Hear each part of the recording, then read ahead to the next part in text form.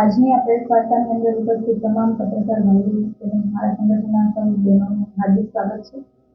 ભાઈએ વાત કરી એવી રીતે આના પહેલા પણ પ્રેસ વાર્તાના આયોજન થકી અમે સરકારનું ધ્યાન દોરવાનો પ્રયત્ન કરેલો અને રેલ મંત્રીઓ સુધી ગુજરાતની હકીકત પહોંચાડવાનો અમે પ્રયાસ કરેલો હતો. પરંતુ છેલ્લા 10 વર્ષની જો મહિલા સુરક્ષાની વાત કરીએ, આમ તો 30 વર્ષથી ભાજપની સરકાર છે, પણ ટ્રિપલ એન્જિનની સરકાર એટલે કે છેલ્લા 10 વર્ષથી આપણે જો જોવા જઈએ કે ગુજરાતની સલામતી શું છે, ગુજરાતની અંદર શું થઈ ગયું. મોટી મોટી સભાઓની અંદર આ તમામ મંત્રીઓ મોટી મોટી વાતો કરતા હોય છે, ફાંફાફોજદારી કરતા હોય છે, પરંતુ રિયાલિટી આખી અલગ છે. અરે તમે વિકાસની વાતો કરો છો, તમે મોટી મોટી સલામતીની વાતો કરો છો, ગુજરાતમાં મહિલાઓ સલામત છે એવી ગુજરાતના બહારના રાજ્યોની અંદર તમે સભાઓની અંદર વાત કરો છો, પણ આ ગુજરાતની હાલત શું છે? છેલ્લા 10 વર્ષની વાત કરીએ તો એક પછી એક વર્ષનો જો આપણે એનસીઆરબી નો રિપોર્ટ જોવા જઈએ કે જેમાં ગુનાઓ નોંધાયા છે, બળાત્કારના ગુનાઓ નોંધાયા છે, એવા તો કેટલાય ગુનાઓ એવા છે કે જે નોંધાયા નથી.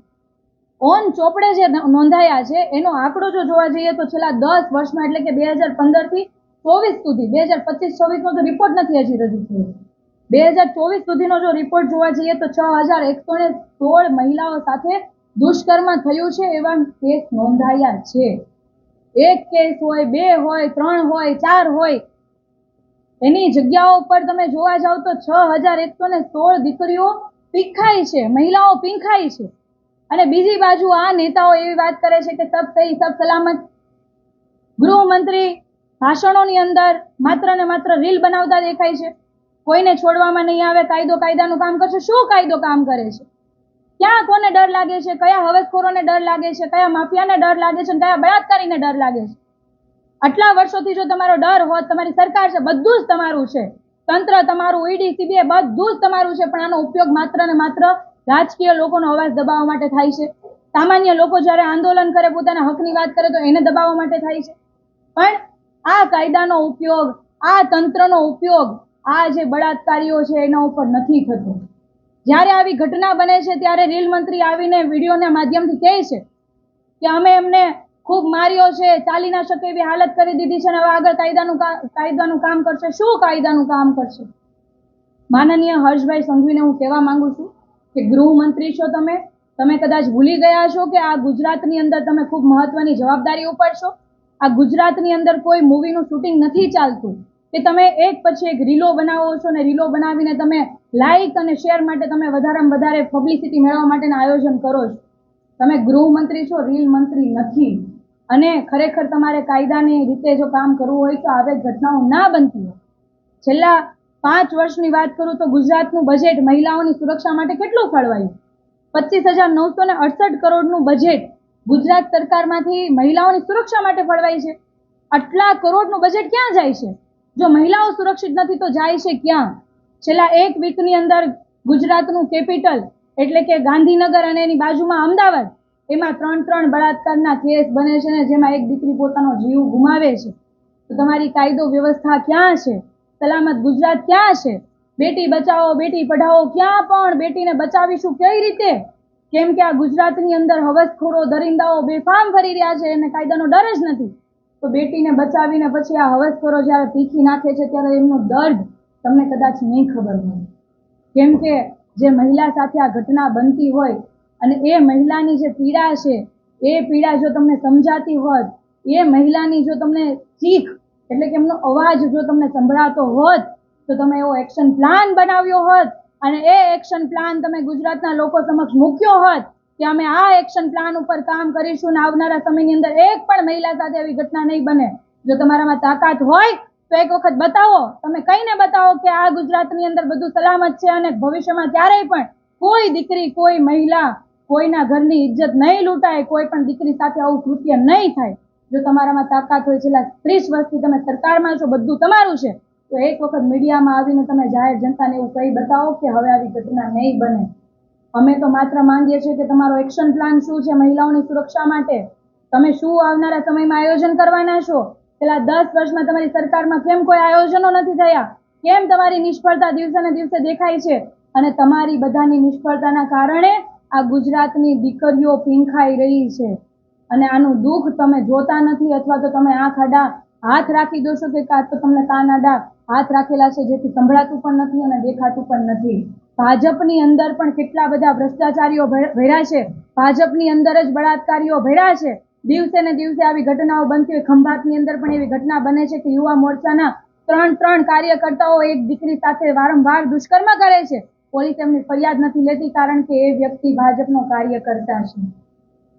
ભાજપની અંદર જો આવા બળાત્કારીઓ ભરશો તો તમે શું કઈ રીતે એક્શન લેશો? ના લઈ શકાય કારણ કે બળાત્કારીઓ તમારી પાર્ટીમાં છે અને વોશિંગ પાવડર નિરમા જેવી તમારી સિસ્ટમ ચાલે છે. તમારી પાર્ટીમાં હોય એટલે સારા, બાકીના કઈ નહીં. અને માત્ર ને માત્ર રીલ બનાવવાથી, વિડીયોગ્રાફી કરવાથી, શૂટિંગ કરવાથી તમારી કામગીરી નથી દેખાતી. તમારે ખરેખર એક્શન પ્લાન બનાવવો જોઈએ, એવી કાયદો વ્યવસ્થા મજબૂત કરવી જોઈએ જેથી ભવિષ્યમાં આવી ઘટનાઓ ના બને.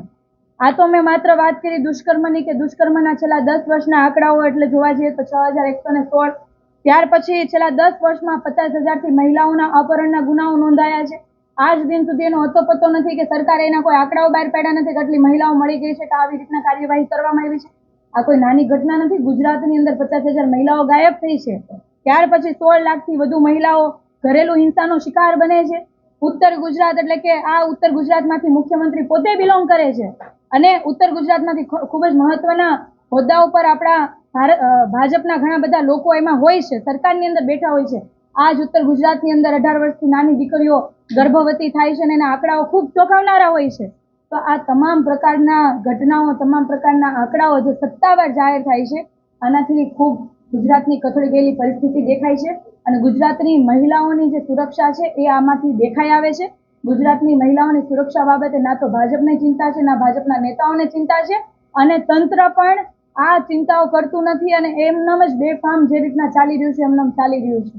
આજે ગુજરાતની અંદર જે પ્રમાણે ચોરી થઈ રહી છે, જે પ્રમાણે હત્યા થઈ રહી છે, જે પ્રમાણે દારૂ વેચાય છે, જે પ્રમાણે ડ્રગ્સ વેચાય છે, આવા અનેક ક્રાઇમ એકદમ નોર્મલ રીતે થઈ રહ્યા છે. એવી જ રીતે આજની પરિસ્થિતિ ગુજરાતની એવી છે, દુષ્કર્મ પણ નોર્મલ આ ભાજપના નેતાઓએ કરી દીધું છે. કેમ કે ગામમાં એક દીકરી સાથે જો કોઈ છેડતી પણ કરતું ને તો હાહાકાર થઈ જતો આખા ગામમાં કે આજે આ દીકરી સાથે આ વ્યક્તિ આવું કર્યું છે. ત્યાર પછી આખું પંચ બેસતું ને એને સજા આપતું. પરંતુ છેલ્લા 30 વર્ષથી આ ભાજપની સરકાર છે તો આમાં લૂંટફાટ જેવી રીતના નોર્મલ થઈ ગયા, ડ્રગ્સ દારૂ નોર્મલ થઈ ગયું, એવી રીતના બળાત્કારો પણ નોર્મલ થઈ ગયા છે. બળાત્કારીઓમાં પણ બિલકુલ પણ એક પણ પ્રકારનો ડર નથી અને દિવસે દિવસે દીકરીઓ પીઠાઈ રહી છે. અને ખૂબ જ દુઃખની વાત એ છે કે જે જગ્યા એટલે કે ગૃહમંત્રીનું હોમ ટાઉન છે, એ ગૃહમંત્રીનું હોમ ટાઉન એટલે કે સુરત, આ સુરત આખા ભારત દેશની અંદર ક્રાઇમ કેપિટલની અંદર બીજા નંબરનું સુરત છે અને બીજી બાજુ ગૃહમંત્રી રીલો બનાવે છે, રીલોની અંદર મોટી મોટી વાતો કરે છે. અમે માત્ર ગૃહમંત્રીને એવું કહેવા માંગીએ છીએ કે કેમેરા ઉપર આવીને તમે દમ નહીં બતાવો. તમારામાં તાકાત હોય તો ખરા અર્થની અંદર જમીન પર ઉતરો ને એ જે બળાત્કારીઓ છે એના ઉપર દમ બતાવી જુઓ તો અમે માનીએ કે તમે ખરા અર્થની અંદર ગૃહમંત્રી છો. રીલ બનાવવાથી ગુનેગારો ડરશે નહીં, તમે કાયદાનો ડર બતાવશો તો ડરશે. અને કાયદામાં ગુજરાત સરકાર અને ભાજપ સરકાર સંપૂર્ણપણે નિષ્ફળ ગઈ છે. હું ગુજરાતના તમામ લોકોને કહેવા માંગુ છું કે જ્યારે કાયદો વ્યવસ્થા કથળી જાય અને જ્યારે નેતાઓ આ બાબતે બોલતા ચૂપ થઈ જાય, સત્તામાં બેઠેલા લોકો જ્યારે આંખ આડા કાન કરે ત્યારે આપણે સૌએ જાગવાની જરૂર છે. ત્યારે આપણે સૌએ આ બાબતે ભાજપના નેતાઓ કે સત્તાધારી નેતાઓને ભાન કરાવવાની જરૂર છે. અમે પહેલા તો અમે પ્રેસ કોન્ફરન્સના માધ્યમથી સરકારનું ધ્યાન દોર્યું હતું કે મહિલાઓની પરિસ્થિતિ ઉપર તમે થોડું ધ્યાન રાખો અને આવી ઘટનાઓ ના બને એના માટેના ચોક્કસ આયોજનો કરો, પરંતુ નજરઅંદાજ કરવામાં આવ્યું. ત્યારબાદ મહિલા મોરચો આમ આદમી પાર્ટીનો મહિલા આયોગમાં પણ ગયો હતો અને મહિલા આયોગમાં ગયા પછી થોડું વધારે દુઃખ થયું કેમ કે ગુજરાતની અંદર ભાજપની 30 વર્ષથી સરકાર છે, પરંતુ ગુજરાતની ભાજપ પાસે એક પણ મહિલા એવી યોગ્ય નહીં દેખાણી કે એમને મહિલા આયોગના પ્રમુખ બનાવી શકાય. એટલે ઘણા વર્ષોથી મહિલા આયોગનું પદ જ ખાલી છે, મહિલા પ્રમુખનું પદ જ ખાલી છે. ત્યાર પછી આવી જ્યારે ઘટનાઓ એક પછી એક બને છે ત્યારે અમારી પોતાની જવાબદારી બને કે જે ગૃહમંત્રી જેમને જવાબદારી કાર્યક્ષેત્રની અંદર આવે છે તો એમના કાર્યાલય પર અમે સુરતની આખી મહિલાઓની ટીમ સાથે ગયા કે આ કાયદો વ્યવસ્થા કથળી ગયેલી છે તો તમારો એક્શન પ્લાન શું છે, ખરેખર તમે શું કરવા માંગો છો, મહિલાઓ ક્યારે સલામત થશે, બેનરોમાં નહીં પરંતુ હકીકતમાં ગુજરાતમાં ક્યારે સલામતી આવશે. તો ત્યારે આજ માનનીય ગૃહમંત્રીએ પોતાની તાકાત પોલીસો દ્વારા બતાવી અને અમને ડિટેન કરી લેવામાં આવ્યા અને પોલીસ સ્ટેશન હજીરાના બેસાડી દેવામાં આવ્યા. ત્યારે આજે અમારી પાસે છેલ્લો માત્ર એક જ રસ્તો છે કે અમે આ તમામ બાબતે ખૂબ જ દુઃખી છીએ અને આ વાત જે મહિલા સુરક્ષાની છે કોઈ રાજકીય મુદ્દો નથી કે કોઈ એવી વાત નથી કે જેના ઉપર રાજકારણ થઈ શકે.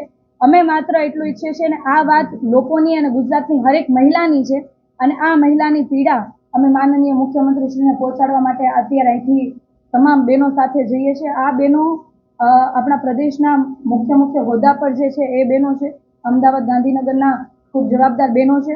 અમે કોઈ પ્રકારનો મોટો વિરોધ પ્રદર્શન કે પછી બીજું કોઈ આયોજન નથી, પણ આજે અમે માનનીય મુખ્યમંત્રીશ્રીને કહેવા માંગીએ છીએ કે તમે જે જાહેર મંચ ઉપરથી કહો છો કે અમારી સરકાર મૃદુ સરકાર છે, સંવેદનશીલ સરકાર છે, તો મહિલાઓ માટેની તમારી સંવેદના ક્યાં મરી ગઈ છે? તમારા મંત્રીઓ એક પછી રીલો બનાવે છે, પરંતુ દિવસે ને દિવસે દીકરીઓ પીખાય છે, તેના માટે તમે શું આયોજન કરશો? આ અનેક સવાલ સાથે, ગુજરાતની હરેક મહિલાના સવાલ સાથે અમે અહીંયાથી મુખ્યમંત્રીશ્રીના આવાસ તરફ જઈએ છીએ અને આ તમામ સવાલો અમે માનનીય મુખ્યમંત્રીશ્રીને પૂછીશું.